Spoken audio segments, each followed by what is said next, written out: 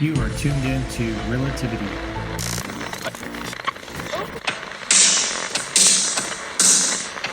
Wait, are we live? We're live. Let's get real. Relativity. Realitivity. Relativity.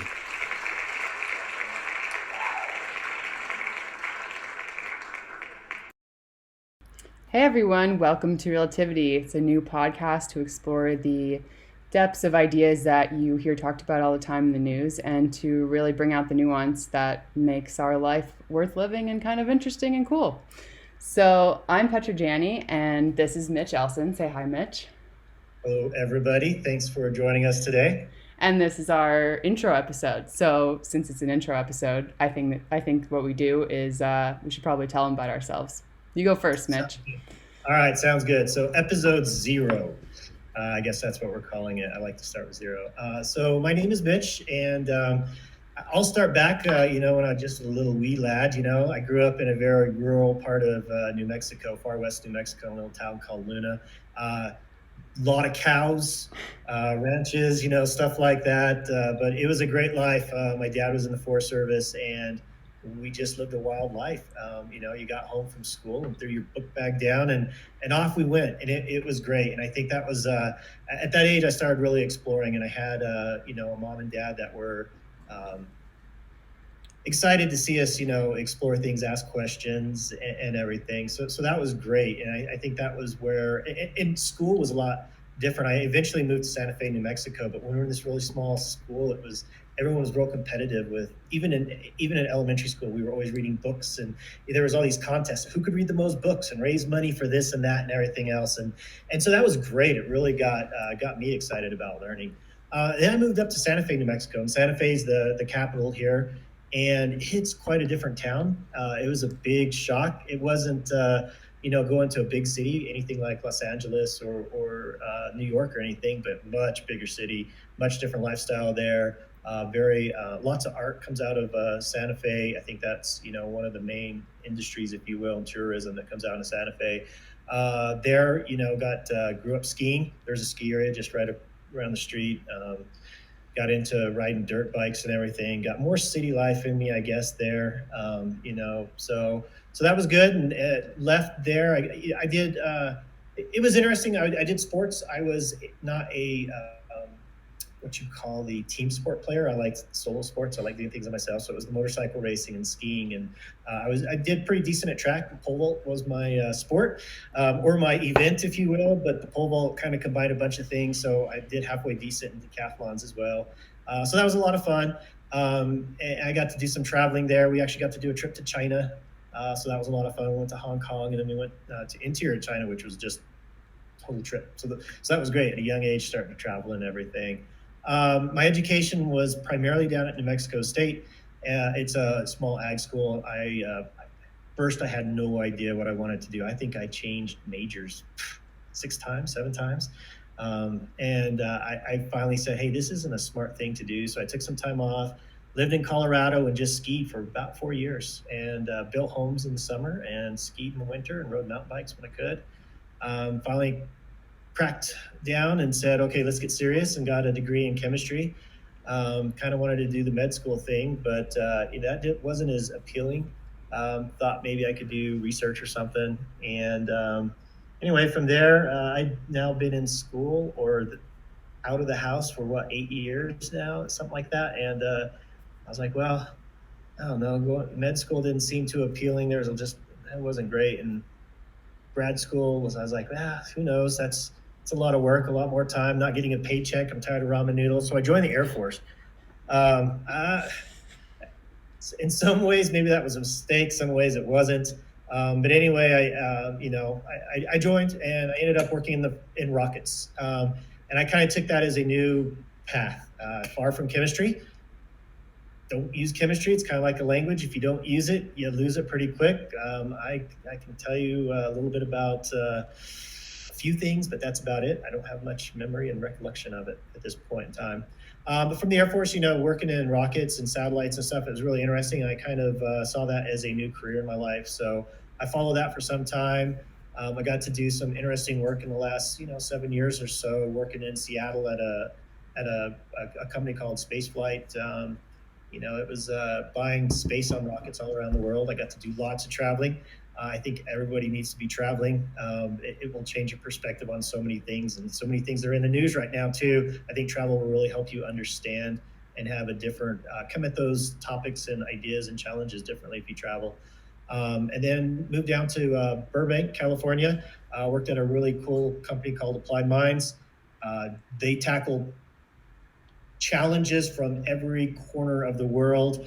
It was so much fun working there. Every day something new was brought to us, where I got to meet you and a whole bunch of other very smart people. I think that's where the thoughts of this podcast really kind of got its start. We would sit around in the lunch area and in our kitchen area and stuff, and we get people come in and we'd start talking about what's it going to be like when we populate Mars? How's this going to even work? What does it take to get there? What will the infrastructure be needed? How will it run? Who will be the leader, the supreme leader? All that type of stuff. What kind of leadership will they have? So I think it kind of sprung from that, and then I think the challenges over the last 4 years, when we saw a lot of these discussions that were very binary, it's this way or it's that way. And there was no discussion at the deeper level on so many topics. It's everything we do is highly nuanced, and I think that we started talking about that, and I think that led us to this idea here that we have. So I have since moved back to New Mexico. You can see behind me here, I live up in the mountains. It's been a crazy day today. It's pretty cold, and it snowed off and on, and I love it. So a little bit different than the big city of LA, kind of getting back to my roots. And I think that's it. I've talked an awful lot now. You'll get to know a little bit more about me, I'm sure, as we go throughout all of this. So anyway, Petra, over to you. Let's hear about you. Over to me. Well, it's funny just listening to you, go through that, and every time you do, I feel like there's all these weird things we have in common. So I'm Petra Janney. If I didn't say it before, I grew up in the total wilderness of Maine. We're talking dirt road, didn't even have a grocery store in the town. Closest town was probably a 20-minute drive away. So I grew up, kind of in a similar way, with just nature as my entertainment. And me and my brother, we went outside every day. We were exploring nature. We wanted to understand how the world worked, and that has kind of stuck with me, I think, through, my entire life and adult life, has been this never-ending curiosity about how the world works, about nature, this deep appreciation for nature and affinity for all the connections that are in the world that are, so often hidden by modern life. So I think that kind of exploring part of me has shaped me in many ways, but it's made me just obsessively curious, like to an annoying degree a lot of times. I have to know how something works or figure it out or understand what it means. It gets exhausting, but that's who I am, I guess. So anyway, when it came time, and this is again similar to you, Mitch, when it came time to go to college and they say you have to pick one thing that you're going to study for the rest of your life, and that's going to be, what shapes your whole career and professional life. It doesn't have to, but it kind of feels that way at the time. I think if you're 17, 18 years old and you have to decide your whole future. So I really struggled with it too. I mean, I went back and forth like a million times. I was lucky enough to find this program at Harvard, where I was lucky enough to go, called the History of Science. And it's really cool because you get to study this huge range of technologies and sciences and discoveries, right, that change the world, but you also get to study how they're connected and what they meant to the people who developed them, and why did these technologies succeed when these failed, and how did they shape society that ultimately created them. So it's this really interesting kind of a cross-domain study, which I feel, well, we'll get into this later, but I feel so often that it's hidden by our modern society and our way of kind of pigeonholing people into, this is your one role, and this is the one thing that you're good at, and this is, your specialty. And part of that is incredibly, and there's people who are so good at the 2 or 3 things they do really excellently. But I think there's so much other depth and texture and shape to the world that we lose when we just focus on one thing all the time. So my whole my whole life has been kind of a rebellion against that like attempt to put me in a box, which I feel so much of modern society really does. Um, so anyway, when I graduated from school, a lot of my friends were getting consulting banking jobs, and I understood it, but it just didn't feel right to me. And it was hard to find, after graduating, something that would allow me to keep exploring and to keep growing and to keep learning, and not to become, that person in a pigeonhole in a cubicle working a million hours a week for something that you don't really believe in. So I moved out to Los Angeles, the hippie tradition of everyone who went out west looking for something different. And I first landed at a creative agency, doing marketing and digital strategy, which, it wasn't really for me. It was a great entry job, but I learned a lot there. And then I was lucky enough to land at Applied Minds, where you and I met. And I've been working there ever since. We take on big problems. We help organizations from, big commercial companies to huge groups with huge budgets inside the government to all kinds of different areas, and we try to help them prepare for the future, right? And think about how they can evolve to meet a different set of clients, or to do something new, or to create new products, or even new business verticals for themselves. So like you remember, I'm sure, it's quite an interesting place. Like no 2 days are the same, which really appeals to me. And it's one of those rare places where you do get to learn about all these different businesses and technologies and products every day, right? Like you're not working on one iteration of one product for one release for years, right? It's every day is different, and that's why it appeals to me. And there's lots of smart people there, like you, Mitch, and like many of the people that we worked with. And as you said, it's just these conversations you realize every day, like how connected everything is.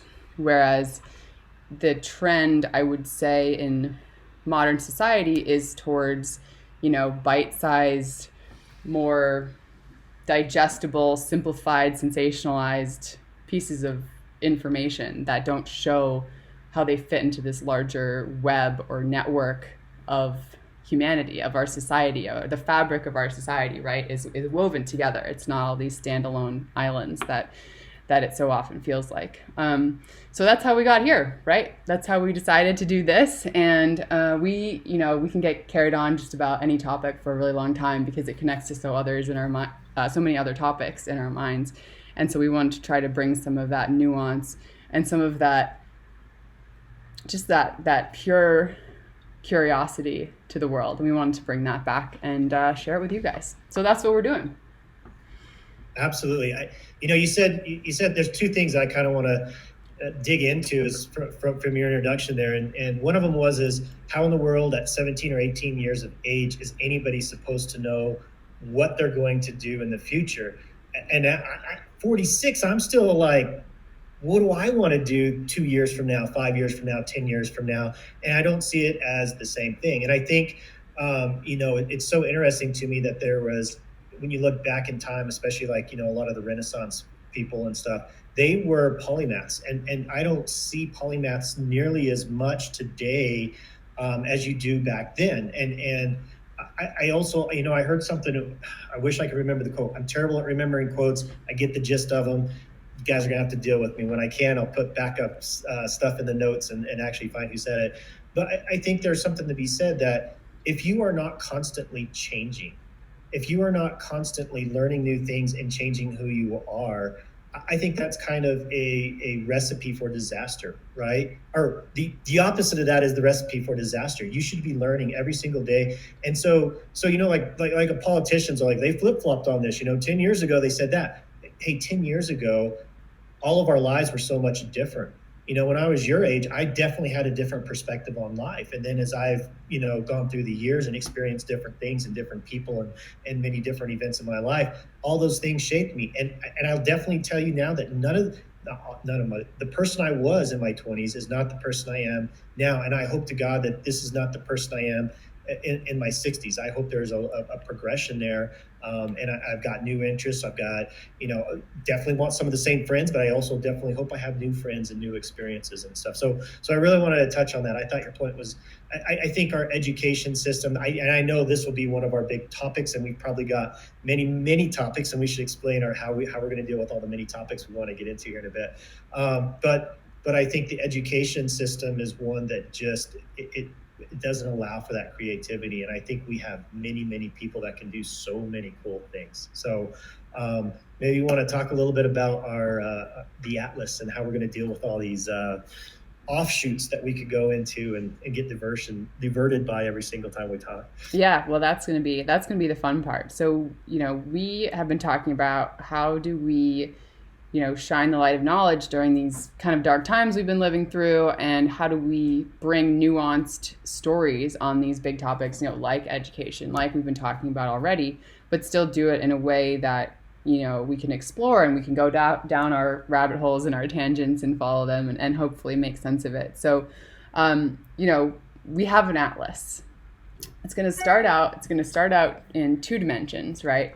And from there, we're going to show how each of these ideas kind of is connected in 2 dimensions. And we have this idea that one day when we figure it out, which we will, we'll actually be able to create something in 3 dimensions. So you'll be able to walk through it and get lost and find new roads and places along the way. And you'll see how, this topic, education, is, connected to creativity, which is connected to productivity, but it's also, connected to all these other elements of society that usually are discussed in isolation.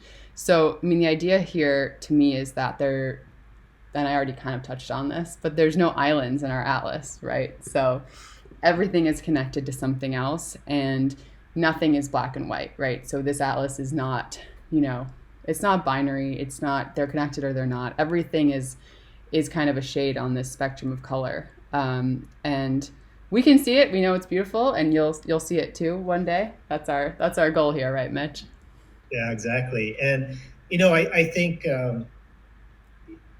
one of the things to touch on is we're going to touch on a lot of topics, and there's no way that either one of us can be absolute experts in those areas. And so we're going to present what we know and what we found and what we've read and what we've heard and our friends that we've talked to. And that's another thing. I hope that we can get people on and join us. I think that only helps in the conversation, where we can find an expert who's willing to come on and have that discussion.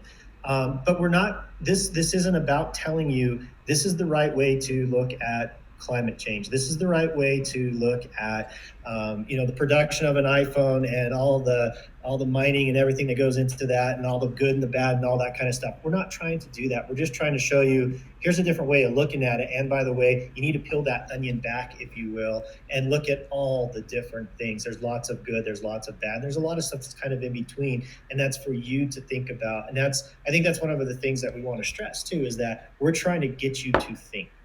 And yes. We're not going to say it's always right on our side. And we need that interaction. I think we're both looking forward to the interaction that we're going to get from the people who are watching this. I'll tell you, I'm not looking forward to internet trolls and dealing with dumbass comments and stuff like that. But if you're respectful and you come at us with did you think about this? And here's some stuff. And here's a person you might want to talk to. I actually think we'll probably revisit some of these topics as we go and we learn more. And I think that's what's neat about our 3-dimensional map, is we can always pull stuff back. It's not like the line goes one way. The lines will probably boomerang around and hit many topics, and we'll get to do that again. So I really look forward to this. I think it's a great way, for me to learn so much more. And every time I talk with you, Petra, it seems like I learn a little bit more, and it helps me get curious again about things that I didn't know about. And so anyway, I'm really looking forward to this. I am too. There's already like a million things I want to jump into, like, when you were talking about how we evolve as we get older and everything, and just thinking about, I read a study the other day about neuroplasticity and how when you stop learning, your brain literally starts to die. So it's like a little, it's a little dark for our intro, but it's true that it's in your best interest to stay curious and to keep evolving. And if you're not moving forward, right? If you're not learning more, you're basically going backward. And we want to keep learning. I think this idea is really born out of both of our curiosity and our desire to have these conversations that don't seem to really have a place anywhere else in the discourse that's going on right now. So we really believe that nuance is what's missing, and we're hoping with our atlas and all the ideas that we want to share with you guys that we can bring some of that nuance back into your lives and make you think about something a little differently, maybe open your eyes, maybe you have cool ideas that we should talk about. I think it's going to be awesome. I think so too. And so we'll probably wrap up here pretty soon. I think we're doing a good job on an introduction here. But I think one of the things to hit on too is one of our ideas is to provide basically a poster that goes along with each one of our podcasts and kind of like each one of the landing areas along our map. So initially it'll probably be Petra and I coming up with what's this poster going to look like, and you'll have to bear with us and our art, if you will, and our way of creating that. But I would really hope that maybe at some point in time we can, hire artists that we know to do our posters and maybe do limited run editions for folks, or a T-shirt or something else like that. I think that'd be a fun aspect to this project as well. I've always loved punk rock posters. They were always so cool, and it's kind of where that idea is coming from. Mitch, you didn't tell everyone you're an artist. That's like a huge part of it. Come on. Well, we'll see. I'm not an artist yet, but as I said, as I'm growing and changing in life, I really do hope that I can make art.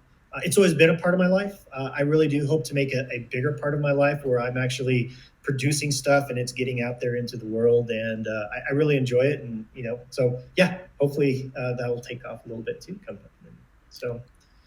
Definitely. And you didn't talk about being a new pilot, which I just think is kind of pretty cool. And, as I understand it, last weekend, you guys were off rescuing puppies and delivering them via airmail, if you will. Yeah, I skipped that whole thing. This is a fun thing to wrap up on. But in February, I became a pilot, February of 2020. So that was less than a year ago, which is crazy. And since then, we've started Amelia Air, which is our nonprofit to fly at-risk shelter animals from death row basically to new families. So shelters get overcrowded. It's not their fault. They run out of space. They run out of people to adopt to. And we are just, that missing link to get a dog or cat to a new family that will love it forever. So how's that for ending on a happy note?